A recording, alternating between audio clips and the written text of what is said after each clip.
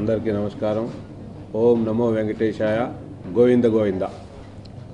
ఓం నమో వెంకటేశాయ అనే సినిమా హాతీరాం బాబా కథ. ఇది హాతీరాం బాబా వెంకటేశ్వర స్వామి ఇద్దరి మధ్య జరిగే డ్రామా. వాళ్ళిద్దరు కలిపి ఆట, దాయాలాడే ఆట ఇది కథ.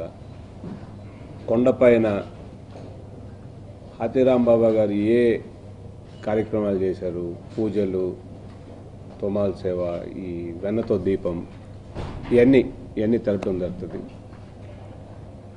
ముఖ్యంగా ఆడుండే అడ్మినిస్ట్రేషన్ను ఏ విధంగా చేశారు, ఆయన బాలాజీ అనే పేరు ఎట్ట వచ్చింది, సో ఆ విధంగా జరిగింది. రాఘవేంద్రరావు గారు చాలా అద్భుతంగా తీశారు ఈ సినిమాని. నాగార్జున గారు చాలా బాగా యాక్ట్ చేశారు హాతీరాం బాబా గారు. దీంట్లో చేసిన ప్రతి ఒక్కళ్ళు, అనుష్క గారు, ప్రజ్ఞా జైస్వాల్, జగపతి బాబు గారు చాలా అద్భుతంగా వాళ్ళ పాత్రలు చేయడం ఉంది. ఫస్ట్ ఈ కథ రాఘవేంద్రరావు గారు విధంగా భార్య గారు ఈ కథ చెప్పారు. సినిమా తీయాలనగానే, సార్ నాకు ఇది చాలా అదృష్టం, ఇది బాబా సినిమా, గురువుగా బాబా సినిమా తీసాము, మా కులదైవం వెంకటేశ్వర స్వామి, ఈ అవకాశం మీరు నాకు ఇస్తున్నందుకు చాలా సంతోషం. అది నా బెస్ట్ ఫ్రెండ్ నాగార్జున పేరు మీరు చెప్తున్నారు. నాగార్జున గారు దాన్ని ఒప్పుకుంటే తప్పకుండా మన ఓల్డ్ కాంబినేషన్. కిరవాణి గారు పాటలు చాలా అద్భుతంగా చేశారు. కిరవాణి గారు, గోపాల్ రెడ్డి, అందరూ సేమ్ టీం. సో ఈ సినిమా ఆ విధంగా అనుకున్న తర్వాత, నాగార్జున గారు ఒప్పుకున్న తర్వాత, మొదలైన తర్వాత మీ అందరు చూశారు. మీ అందరి సపోర్ట్ తోటే పాటలు ఎక్కడ ఏ గుడికి పోయినా ఓం నమో వెంకటేశాయ, ఎక్కడ ఏ కారులోనే వింటున్నాము. మీ పాత్రికేయుల సపోర్ట్ తోటే బాగా ప్రచారం జరిగింది. అన్నిటికంటే ముఖ్యంగా మా అందరికీ ఇంపార్టెంట్ థింగ్, ఈ సినిమాని వెంకటేశ్వర స్వామి గురించి అందరికీ తెలుసు, చాలామందికి తెలుసు.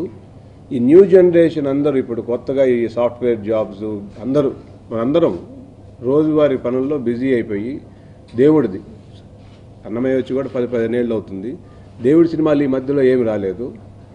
సో ఈ ఈ తిరుపతిలో జరిగే పూజలు ఇవన్నీ న్యూ జనరేషన్కి తెలపాలని ఈ సినిమా రిలీజ్ తర్వాత ఎంతమంది కొత్తగా స్వామి దగ్గరికి పోయి దర్శనం చేసుకుంటారు, పోయిన వాళ్ళు కూడా మళ్ళీ సినిమా చూసి మళ్ళీ స్వామిని దర్శనం చేసుకుంటే బాగుంటుందని.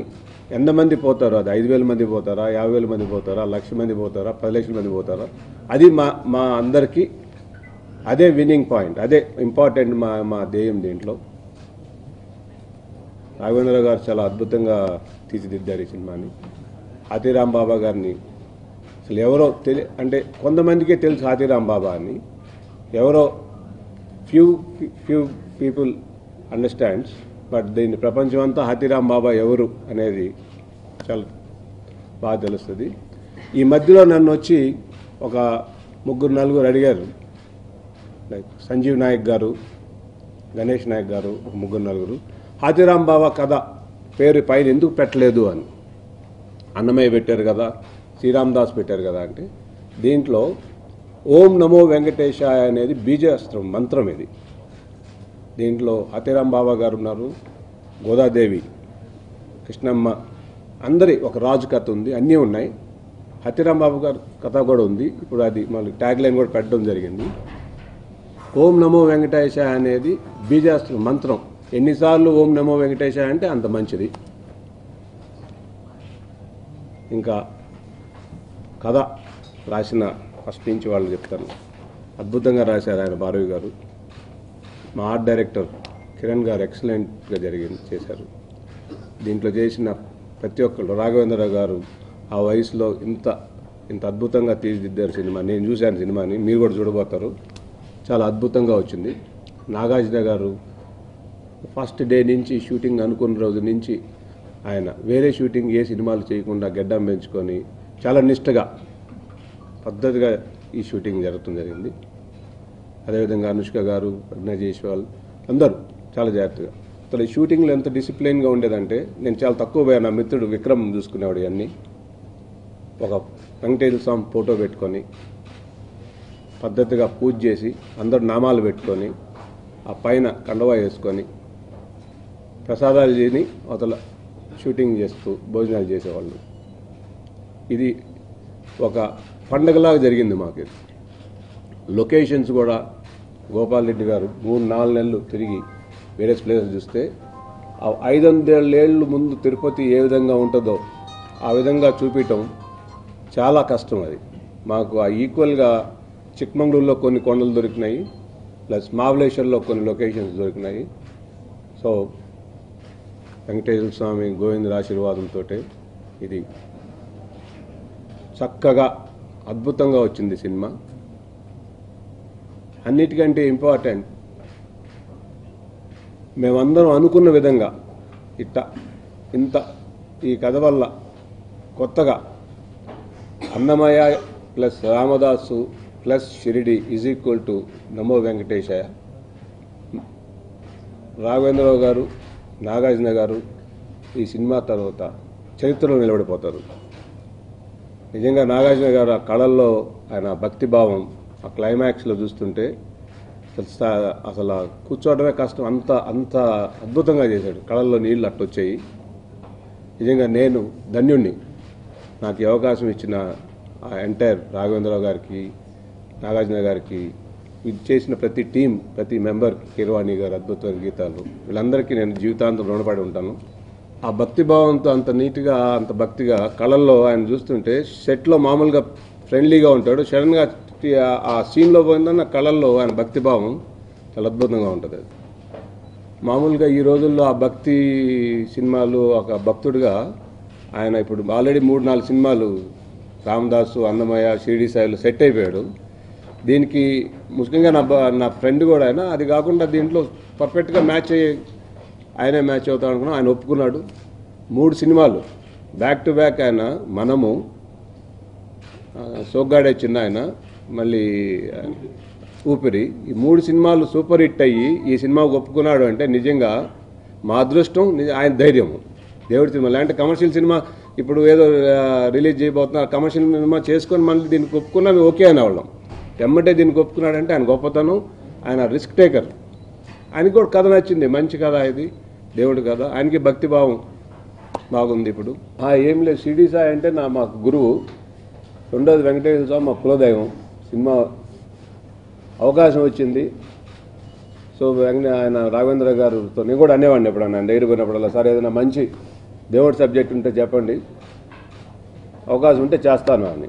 అట్టని చెప్పి నేను దేవుడి సినిమాలే కాదు, ఏదైనా కమర్షియల్ సినిమా కథలు మంచి ఏమైనా వచ్చి చెప్తే ఫ్యూచర్లో కూడా చేస్తాను, నేను అట్టేం లేదు. బట్ ఫస్ట్ మేము చేయాలనుకున్న మాత్రం షిరిడి సాయి, ఎందుకంటే బాబా భక్తుని కాబట్టి ప్రజలకి బాబా గురించి తెలపాలనుకున్నాము. వెంకటేశ్వర స్వామి దగ్గర ప్రతి సంవత్సరం పోతాను నేను కూడా, చిన్నప్పటి నుంచి వెంకటేశ్వర స్వామి దగ్గర పోతుంటాము. ఈ కథ చెప్పినప్పుడు నిజంగా నాకు అనిపించింది, హాతీరామ్ బాబా గారు అసలు చాలా, ఆయన సినిమాలో కూడా నేను అసలు అర్థం చేయింది నాకు, మహాభక్తుడు ఆయన. అంటే ఇప్పుడు దాకా అందరు భక్తులకి ఆయన స్వామి కల్లో కనిపించడం ఉంటుంది. ఈ ఒక్క హాతీరామ్ బాబా గారి భక్తికి మెచ్చి ఆయన స్వామి వచ్చి దయాలాడాడు ఎంతోటి, అది హిస్టరీ చెప్తుంది. సో ఆ కథ కొత్త కథ, సో ప్రజలకు చేస్తే బాగుంటుందని షిరిడి సాయిబాబా సినిమా తర్వాత బాబా మంచి స్నేహితుడిని ఇచ్చాడు. సో అంటే ఈ సినిమా నేను ప్రొడ్యూసర్ అని ఒప్పుకోండొచ్చు, బట్ అయినా ఆయన కెరీర్లో 3 సూపర్ హిట్ పీక్ లెవెల్లో దేవుడి సినిమా ఒప్పుకోవడం అనేది అది నిజంగా గొప్పతనమే. అది నా స్నేహానికి ఒప్పుకున్నాడా, దేవుడు సంకల్పమా, వెంకటేశ్వర స్వామి గారి గోవిందుడి సంకల్పమా తెలియదు మొత్తానికి. కానీ ఆయన తీసుకున్న డెసిషన్ అద్భుతం అండి. ఆయన చరిత్ర నిలబడిపోతాడు. మీరు అందరూ చూస్తారు సినిమా, మీ అందరి కోసం ఒక షో వేస్తాను నేను, ఫస్ట్ మీరే చూద్దరు, అవతల మీరే చెప్తారు నాకు అద్భుతంగా. అంటే ఇంకా మళ్ళీ ఇట్లాంటి సినిమా దేవుడి సినిమా అవకాశం వస్తే ఆయన చేస్తాడు. ఇది చరిత్ర నిలబడిపోయే సినిమా, అంత గట్టిగా నేను చూసాను. నేను ఆర్ఆర్ లేకుండా చూసిన సినిమా, నేను నాకే కళ్ళల్లో నీళ్ళు వచ్చినాయి. ఇది భక్తుల కథ. ఇది అంటే హాతీరామ్ బాబా ఉన్నాడు, గోదాదేవి ఉంది. ప్రతి ఒక్కళ్ళు ఏంటంటే స్వామి కోసం చిన్నప్పటి నుంచి ఈ స్వామి కోసం ఉండే కథ ఇది. గోదాదేవి కూడా నేను చిన్నప్పటి నుంచి నేను స్వామితోనే ఉండాలని ఆమె ఇల్లు వదిలిపెట్టి వచ్చేస్తుంది, కొండకు వస్తుంది. ఈయన కూడా స్వామిని ఎత్తుక్కుంటూ వస్తారు. అంటే నేను సినిమా ఫీల్డ్ విక్రమ్ అనే స్నేహితుడు ఆయన చూస్తున్నాడు. నాకు ఈ ఈ ఈ ఈ కాంబినేషన్లో నాకు ఎప్పుడు ఏం ప్రెషర్ రాలేదండి.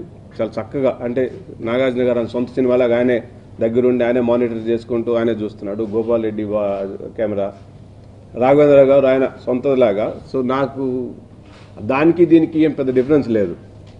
బాబా భక్తుడిగా చేశాను, ఇది వెంకటేశ్వర స్వామి భక్తుడిగానే చేశాను. అవకాశం నాకు నిజంగా, నాకు మిగతా ప్రొడ్యూసర్స్ అనేది తెలియదు, కానీ నేను చేసింది ఒకటే సినిమా సాయిబాబాది.